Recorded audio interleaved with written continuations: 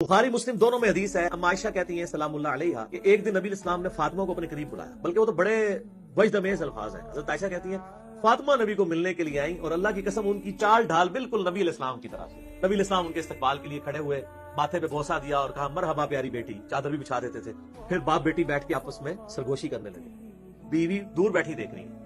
सरगोशी की बुखारी मुस्लिम के अल्फाज है। सईदा फातिमा ने रोना शुरू कर दिया। फिर आपने दोबारा कान में एक बात की तो हिचकियां थम गई, मुस्कुराहट आई लब पे। नबी इस्लाम जब चले गए तो हज़रत फातिमा से पूछा सईदा आयशा ने, बताओ क्या गुफ्तगू थी? उनका ये मेरा और मेरे बाप के दरमियान राज है। हज़रत आयशा समझदार थी, उनको पता था कि नबी इस्लाम की मुबारक जिंदगी में मैं उनसे ये राज नहीं बुलवा सकती। वो कहती है जब नबी इस्लाम फौत हो गए, फिर एक दिन मैंने फातिमा को बुला के कहा कि मैं तुम्हारी माँ हूँ, तुम पे हक रखती हूँ, उस हक का वास्ता तुम्हें पेश करती हूँ, मुझे बताओ नबी इस्लाम ने उस वक्त तुम्हारे कान में क्या कहा? तो उन्होंने कहा कि पहली दफा आपने फरमाया था कि अनकरीब मैं दुनिया से रुखसत होने वाला हूँ।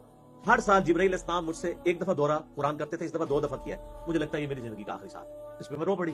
फिर आपसे सबने मुझे कहा मेरी दिलजोई के लिए कि मेरे अहले बैत में सबसे पहले मरने के बाद तुम मेरे तक पहुंचोगी, और क्या तुम इस पे खुश नहीं हो कि तुम जनती औरतों की सरदार हो?